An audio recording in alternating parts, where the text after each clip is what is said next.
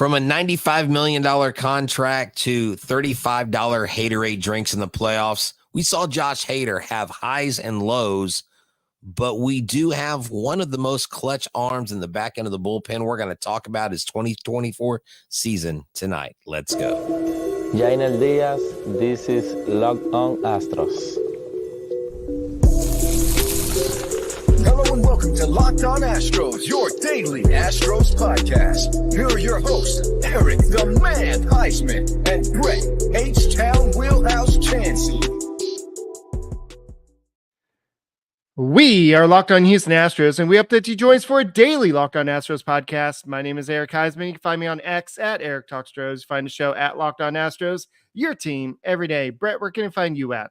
They can find me at H-Town Wheelhouse on X, Instagram, and TikTok. They can find me at Astros411 on X and on Facebook, and at Back to the Bullpen on X, on Instagram, on YouTube, and on iHeartRadio, where I'm always positive, always Stros. Hey guys, thank you for making us your first listen on Apple, Odyssey, Spotify. Go and subscribe to us. We're trying to make a goal making 15,000 subscribers by the end of the year. So go ahead and hit that little red button down there and make us your first listen. Today's episode is brought to you by Booking.com. Booking.com, yeah, the right stay can make you a fan of any city, even your baseball rivals.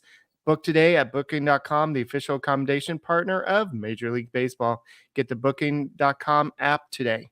So I know a lot of people are still uncomfortable with there not being any Astros baseball right now. We're used to at least getting to the ALCS, sometimes getting to the World Series, sometimes winning the World Series. So it's a little bit uncomfortable to not be at least playing in the division round. We know that the Guardians and the Tigers are now playing. I don't know if they're playing tonight, but you also have the Mets about to advance. You have a whole bunch of different matchups going on. But we do know that the Astros, for whatever reason, it just wasn't their year. And a lot of people will point, well, what they did in April wasn't good. And a lot of it had to do with their recent signing of Josh Hader. And he had April to forget. I know that he started his season by striking out the side of Yankees in his first appearance, but then it kind of went downhill from there. A lot of people are like, okay, wait, what did we do this for? Why do we go out and get this? But if you remember it before the season started, going back to the first day of spring training, you had Joe Espada saying that this guy brings a whole different edge to the team that they didn't have before. He brings this fire from bullpen. And they named him the closer almost instantly upon arrival to spring training. So that kind of created a whole different ripple effect to the season. Like Ryan Presley was a great closer with the Astros. Now you said, okay, well, you were a good closer, but we're going to go ahead and move on. And we got Josh Hader. So Jim Crane might have just wanted to make a splash during the offseason last year. And he spent $95 million, so that made Josh Hader the closer. So did that create the bad start to the season? That bad start to the season, we'll talk about how bad Josh Hader did in April. Did that lead to the Astros even being in the wild card position to put themselves to be eliminated in 2 games? So, Brett, what are your thoughts? Well, I like the signing of Josh Hader. I do know from the people that break down baseball to the nth degree, the super technical stuff, guys like Matt Collier, they really saw this as kind of a risky signing for the amount of money that it was. There's still some people saying that the Astros, wow, they really went into the deep end. And, you would hope with paying someone like Hader $95 million that maybe this would be an allusion to bringing back someone like Alex Bregman. And we'll have to get to that talk later because, Eric, if you look at free agents out there after Bregman, the drop off on defensive WAR is like a cliff. Yeah, I think we're going to talk about that tomorrow. Yeah. And so Josh Hader, did his slow start contribute to them being in the wild card position? I think his slow start, I think the runners in scoring position, he did give up 12 home runs, I believe, this year. It's not the most he's given up in a season. 18 is the most he's given up this year. But early on, he did have his struggles, but did he have 20, was it 27 straight? was it 27 straight save appearances where he was successful? He It was converted 26 straight saves. 26 straight saves. And so, Eric, it's hard to argue when you have that kind of success rate, but at the same time, when you give up 12 home runs. Now, one of the things that I looked at, because you and I were discussing this, just his pitch mixture, the mixture of pitches. Okay. He threw his slider more this year than he's thrown it in any season since he's been a professional. He threw 320 sliders. That's 100 more than he threw last year, Eric. He threw 274 sliders to right-handed batters, 46 to left-handed batters. He decreased his changeup like literally in single digits. I mean, it's 12 total changeups. He didn't throw the changeup hardly at all, which is crazy to me. With how many times he pitched, he only threw it 12 times. The year before, he threw it 35 times. That's a pretty big decrease. So the Astros had him go away from his changeup and go more with his slider, going with that sinker, which was 96.1 miles per hour average, down to the 85.5. And so you had that differential. And the home runs, most of them were on the sinker. So you wonder, with looking at that information, what will the Astros do with that? What will Josh do with that? And next year, at this point in his career, do you add another pitch? Do you put do you try to make the changeup locate in a different area? The changeup is at 89.5. It's actually faster than the slider. So I'm going to be interested to see what they do with his pitch arsenal. If they add a wrinkle, if they mess with his mechanics or the ball movement, because I think there are some tweaks that can be made. You've got to reduce those home runs, get it down into single digits.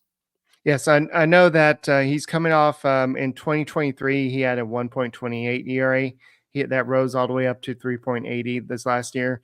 In 2023, he had 61 innings. He went up to 71 innings. Sorry, I take that back. That's it. That's how many games he appeared. But in 2023, he pitched 56 and 1/3 innings. He went all the way up to 71 innings this year. This is not the most innings he's pitched, but this is the most he's pitched since 2019. So it's been a while since he's thrown this many innings. A lot of people has pointed to Joe Espada relying a lot on Josh Hader. That's why he was maybe a little bit too ineffective in the wild card series. A lot of people said, "Well, why did you bring him in game one when you're trailing 3-0?" I get the logic there. The fact that you're trying to keep it a 3-0 deficit at that point, not give up any more runs. But then you bring him in for a 4-out save in the next game, and he walks the first batter. And so he might have just been out of gas at that point. And so he's also done something he hasn't done for most of his career. He's also pitched multiple beyond just one inning. So he's gone 4 outs, 5 outs in some situations. And so this is the Astros have asked Josh Hader to do a lot that he's not comfortable with. So could that have led to some of the issues that he's been having? I know if you're looking at what he did in April, he had a 7.45 ERA, 2 saves and 10 appearances. In May, he rebounded with 1.35 ERA. He had 5 saves and 11 appearances. And then if you go to June, he had 3.38 ERA with 5 saves. Then if you go to July, 5.23 ERA with 9 saves, ironically. Then if you look at August, he had a 0.68 ERA with 8 saves. And then if you look at the most important month, which was September, he had a 6.75 ERA with 5 saves. So the writing was on the wall that he was struggling a little bit at the end. Maybe he was running out of gas. Maybe he just wasn't as efficient. But and in postseason, we all remember what he did in that final game. He gave up the losing hits, but his ERA in those 2 postseason games was only 3.86. But we just remember the last thing he did. And so, unfortunately, the Astros fans, Josh Hader, the Astros, we're going to only remember that for the whole offseason. So, Brett, we're going to have to continue this conversation in a second about Josh Hader. What does he have to do? And we'll go ahead and then finish this conversation next. Thank you for making Locked On Astros podcast your first listen every day. This episode is brought to you by FanDuel. Go to FanDuel.com today and check out what they have going for you. You'll get started with $200 in bonus bets when you place your first $5 bet. Well, let me tell you about the Texans versus Patriots in Foxborough. Man, they are hot 4-1 early on the season. The Texans minus 7.5 over on 30.5 points. The New England Patriots plus 7.5 and under 38.5 points, plus 270 on the Texans, plus 220 on the Patriots. Things are going crazy. And also, so you don't go crazy, when you get a hunch in the middle of the game, you can check out the latest stats. You can go to the live play-by-play and so much more on the same page where you place your bets. You don't have to go to all these other websites. So check it out. Go to FanDuel.com today, America's #1 sports book. What time is it? It's game time, baby. I've been telling y'all about game time all year long, and the Astros may be done, but you got the Rockets, you got the Texans, theater events, whatever it is you want to do. Look, they have a new feature called Game Time Picks that basically takes the guessing out of tickets. You don't have to spend just all this time going through thousands of tickets. You tell them what you want. They search the best deals for you. Instead of thousands of tickets, you just look up a few, and it will show you, lead you right down the golden road. That's right. You're going to get these curated deals to make it easier for you to find. And the seat views before the event are there. The lowest price guaranteed, event cancellation protection, the best and most flexible customer service plan out there. And if you find tickets at a cheaper price in the same row in the same section, they'll credit your account 110% the difference. So right now, our first-time customers, what happens is you download the Game Time app, use the promo code LOCKEDONMLB for $20 off your first purchase. That's $20 off your first purchase. Use the code LOCKEDONMLB for $20 off. Download Game Time today. What time is it? Game time. Hey guys, thank you for making us your first listen on Apple, Odyssey, Spotify, wherever you listen to your podcasts. Go and check us out. And Brett, before I let you go ahead and offer your thoughts, the last game, this was also a combination of what Ryan Presley did. He kind of put Josh Hader in that situation. And then I think that Joe Espada, and I think that maybe Ryan Presley in that situation, he's earned it to get out of his own mess. But then Joe Espada maybe lost some confidence with Presley over the year. And maybe he just decided, you know what, I'm going to bring in my $95 million guy to go and get the last 4 outs. And unfortunately, he walked the first batter, and the rest is history. But Brett, what do you think? Well, just want to correct the record. It was 29 straight saves, and Josh Hader actually tied the Astros record, not 27. Just want to make sure Matt McNeil hooked me up. I just double checked that online. So it was 29 straight saves. Josh Hader, I actually pulled something up here. I was wondering about his pitch usage and what he did. If y'all look at this movement profile, it talks about induced break, and on the slider, if you notice where his sliders landed versus where the major league average is in the yellow shaded area, his sliders were way over the middle of the plate. That's why his slider was getting hit. So much. His sinker there, it looked like it was way off. It was held up high there.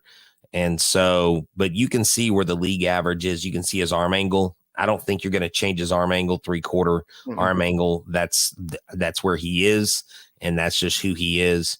But like I said, they've got to work on the movement of his pitches to make sure that he's not leaving stuff up over the plate, because it's Major League Baseball. And if you make a mistake in the major leagues, it's going to get hit. And that's the name of the game. And that's where, and I can't even get into it. I didn't even think about it till a few minutes ago. There are some kind of not comforting advanced numbers that basically says that Josh Hader being in Minute Maid Park for several years, he's going to be susceptible to the long ball. We're going to see more long balls than we would in just about any other park. It is actually a perfect storm for the opponent when it comes to that. So just Astros fans, just be ready for the long ball to happen unless they figure out a way to fix where the ball lands, where it's getting into the zone, missing bats. And so that's really what they're going to have to work for. And, you can tell Josh Hader was happy at times with his performance, but you could tell he also wasn't satisfied. He came back to Houston. He wanted to be here. He met his wife in Corpus. He's got Texas ties, and it's where it all started for him. And so, of course, everybody has this image. I kind of want to stick up for the athletes because everyone has this image that every single athlete that signs these mega million deals, they just stop caring. They stop performing. And I just don't think that someone that competes at the highest level just stops caring. Now, there have been examples of that. And you can see when the athletes like a Zion Williams or someone like that just goes and gets out of shape and purposely just doesn't try. But Josh Hader didn't do that. His stuff is hittable. And when you throw it that hard, guess what? The ball flies a lot further. And so that's something I hope they work on. And Presley being relegated to the 8th inning, maybe they should have been the one spot where Joe Espada said, you know what, Hader, we're going to put you in and we're going to let Presley close tonight because Presley's going to be our guy and he's going to get us to the next game. Hader, you're going to get us out of this quick 8th inning. Just get us out quick. Let Presley close it out. Let's go to game 3. Hader, you got the close in game 3. And that might have worked, but hindsight's always 2020. Yes. So if you look at what his expected ERA was, that was if you adjust what he should have gotten his ERA for the season. If you look at 2022, that was his highest ERA, of course, which was 5.22 with the Padres. I believe that's when he was traded from the Brewers to the Padres, and it took a little bit of time to adjust to the new team. I think the Padres fans were a little bit critical of him because he struggled at first. But his ERA that season was 5.22. His expected ERA that season was 3.49. So that was his highest ERA. His second highest ERA of his career was with the Houston Astros this year. It was 3.80, but his expected ERA was only supposed to be 2.68. And actually, that is in the top 5% of baseball.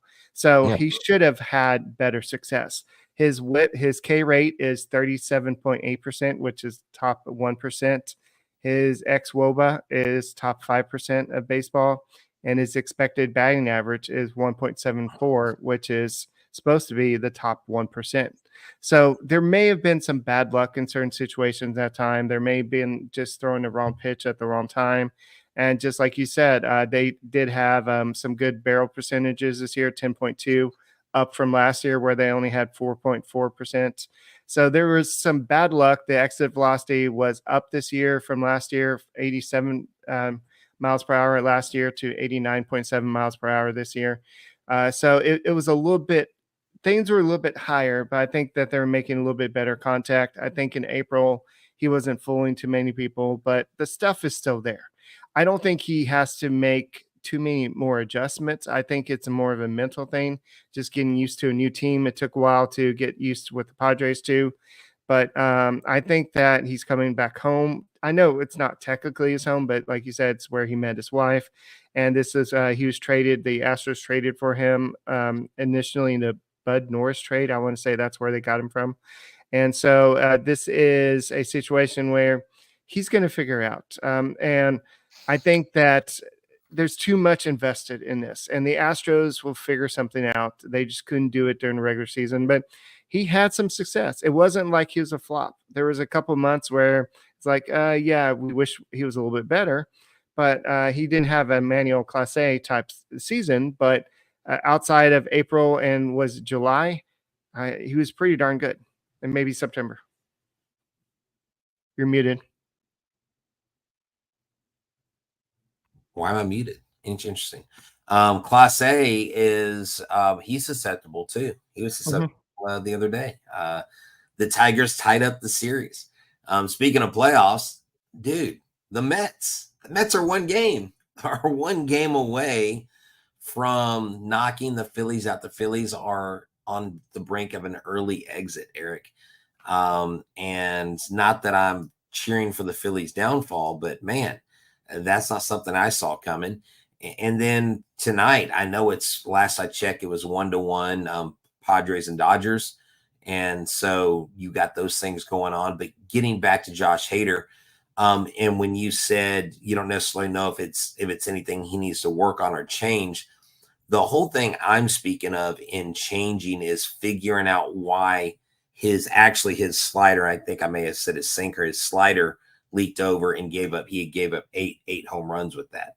Now, all in all, 192 batting average with an expected batting average of 169 on that sinker. So that's not terrible. I mean, it's under 200.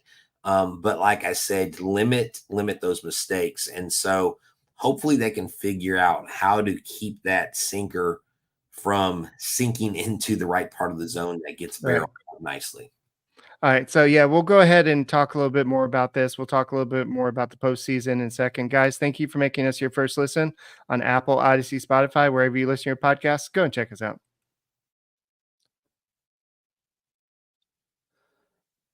This episode of Locked On Astros brought to you by Booking.com. Go to Booking.com today. Yeah, that's right. Booking.com wants to make you a fan of any city, even your baseball rival city, New York, LA, Chicago, Seattle, Arizona, well, Phoenix, because Arizona is a state. It doesn't matter where you go in the U.S., they've got you set up. They've got options from resorts to bed and breakfast to hotels that overlook stadiums. I mean, where can you go wrong? We know you've secretly been wanting to go to New York or Boston or LA or Chicago. Well, look no further than Booking.com. They deliver exactly the right stay for you here in the U.S., and they can help you book a stay that's close to your home team or your rival stadium. No matter what the team or who you're rooting for, go to Booking.com. The right stay can make you a fan of any U.S. city, even your baseball rival's city. Booking.com. Yeah. Hey guys, thank you for making us your first listen on Apple, Odyssey, Spotify, wherever you listen to your podcasts. Go and check out the Locked On Astros podcast. You can go and watch us on your app, your Amazon Fire TV. All you have to do is download the free channels app and just go and search at Houston or baseball, and you can go and watch us on your big screen. So I know a lot of us would think, I heard you talking about New York and all that. People probably think, Josh Hader, he's a bum, or something like that. That was a bad New York accent, but I'm that tired. is not. I know. That was a country accent. Eric, don't do the.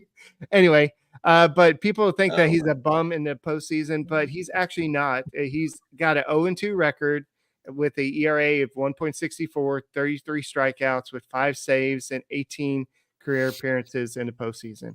It just so happens that the two times that he's kind of imploded was with the Padres in that wild card game, and then also with the Astros in the wild card game. So maybe in the wild card series, it's not his cup of tea. Maybe there's a lot of pressure in those series because it definitely, with the winner, you have to win the 2 games or go home or something like that. But it's definitely something to keep eye of. But he is not a total flake in the postseason. Just what have you done for me lately has not looked good for Josh Hader. Well, yeah, and I mean, let's be honest, Eric. The 3-game wild card series is a crap setup. It is a horrible. It's not anything, because you see what happened. A team, and I'm not necessarily saying, look, maybe a different Astros team, but you see a good team, a solid team fall victim in a 3-game series. That's not a series. That's just not. You don't get to really see what a team is in those 3 games in the playoffs. I know Mike Stanton's not a big fan of it.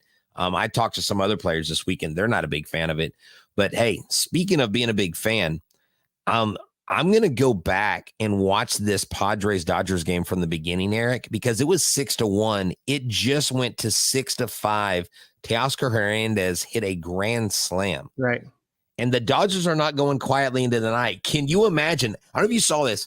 MLB ratings for the playoffs is up 41%, and they think that is directly tied to Ohtani. and this Dodgers and Padres rivalry, which is good for Major League Baseball. But if the Dodgers get knocked out, Eric, early, there go the ratings. Unless people tag on to San Diego, it could be almost at the Chargers. They're LA now. It could be the Padres and the Mets in the World Series. I called the Mets and the Astros last year, but yeah, remember the Padres and the Mets. I'm sorry. It could be, not the Mets. Sorry. It could be the Padres and the Tigers. I don't know why I said Mets and the Tigers. And they're the team that I thought there's no way they're going to get a win. And Carpenter actually helped them. I mean, Skubal pitched another amazing game. So guys, let me tell you something I've learned. And I think I said this last night. It's actually fun watching the playoffs when you don't have to worry about wasting your highs and your lows off of those games. And I do want to mention, I did put up a post on our community tab, and I need more people to respond. Once we get about 20 responses total, I think we have about 10 or 15. We said, you're the GM. You get to make 3 moves for the Astros in the offseason. The ones that we think are the best ones, Eric and I will decide. I'll have Eric pick some. I'll pick some. We'll share those on the show. And if we share those on the show, I'll make a commitment. I'll send you some Locked On Astros stickers, some Always Positive, Always Astros stickers, an Astros card. I'll send you something in the mail for doing that. So we'll pick a few out of the 20 or so, but you get to be GM. You get to decide what the Astros do in the offseason. Dana Brown's giving you a blank check and a pen, so you can tell us what you want. And I've already seen some stuff, and there is no love for the manager on some of those. Yeah, for sure. I know, speaking of Dana Brown, he did, after a talk about Josh Hader at the end of the season, he said, as far as what we brought him to do, to close out games and strike out hitters, I thought he did a pretty good job. And some other good things that Josh Hader has done good is he hosted a group of foster kids once a month in a new program called Hader's Heart. So he is doing some stuff. And somebody said, well, how is Josh Hader getting like some type of royalties for the Haterade? Because I believe that he trademarked the Haterade. So for the Astros to use that, Really? He has to get the permission. Oh, Don't quote me on that, that. but I'm pretty sure that he had that trademarked. Good thing I didn't go ahead with that shirt idea. No, I'm joking. Yeah. So I think that's why it was so expensive, $37 for a drink. I mean, drinks are expensive anyway at Minute Maid Park, but I think that also some of it had to go to Hader. But that's maybe some of it's going towards maybe the Hader's Heart or some other type of charity. Eric, this is interesting. Someone asked about Teoscar Hernandez. Do you know he's an unrestricted free agent after this year, but they deferred paying him the rest of his salary from 2030 to 2039? He will be getting $850,000 each of those 9 years. Do you remember that contract he did? Yeah. That's crazy. So yes, Teoscar Hernandez is a free agent after this year. Eric, is he someone you would want to look at? Because that is a guy that started in the Astros organization. He hit 33 home runs this year. That's the most he's hit, Eric. He's 272 batting average. I don't know. What do you think? Is he someone you think the Astros would look at getting? Yeah, I think so. I think that Pete Alonso is pricing himself out of the market, especially with the postseason he's having. I think a lot of people are going to see what he's doing and be like, okay, hi. How much money do you want? And go ahead and get that. But I think outfield is a position that the Astros could upgrade, especially if Alvarez is not going to be playing a lot of left field. There are some prospects that the Astros could promote at some point, but you don't want to have to rely on prospects unless you have a can't miss guy ready. And I don't know if the Astros have a can't miss guy ready. Melton is going to be ready, but I think they're going to want to wait till at least around the Super 2 deadline to bring him up. But I think that Teoscar Hernandez is a guy that the Astros didn't want to have to give up at that time, but they needed to go out and get Francisco Liriano, and was it Aoki? I think that was the other guy that was part of that trade. I think so. I think he was. I remember that. The Astros did go to the World Series that year, but that was not because of Aoki. No. It was not because of that trade. Yeah. So And it wasn't because of it wasn't because Mike Fiers, the rat himself was not on that roster. So the answer is yes. I think the Astros will try to go after him, especially if he wants to come back here. And if he gets a World Series ring over there, maybe he'll want to come win over here. But at the same time, he may want to stay with LA. He might like the atmosphere over there and playing with Ohtani, who would want to pass up playing with him. So, and on top of that topic real quick, while I'm thinking about it, just imagine if Mike Trout can stay healthy, and B, can get out of Anaheim and play for a team that can actually get into the playoffs. He would be an exciting player to watch. Like the Astros. Yeah. But who wears 27? They're both 27, him and Altuve. Altuve obviously keeps it. And then you know what? The shortest one wins. We give Mike Trout 69. Nice. All right. Yeah. So, guys, I guess that's all we got for this edition of the Locked On Astros podcast. There's been a lot of talk about Alex Bregman, especially with him being the kind of de facto pitching coach on the mound. When the actual coach can't go out there, that's another asset of the Astros you'll miss. Also, if you're looking at the defensive metrics out there, it ain't pretty. It's a big drop off from Alex Bregman, offensively, everything. So this is something that we'll be talking about on the next Locked On Astros podcast. My name is Eric Huysman. His name is Brett Chancey. We are the Locked On Astros podcast, and we will see you tomorrow. And Brett, what do we say? Go Stros. All right, we'll see you tomorrow.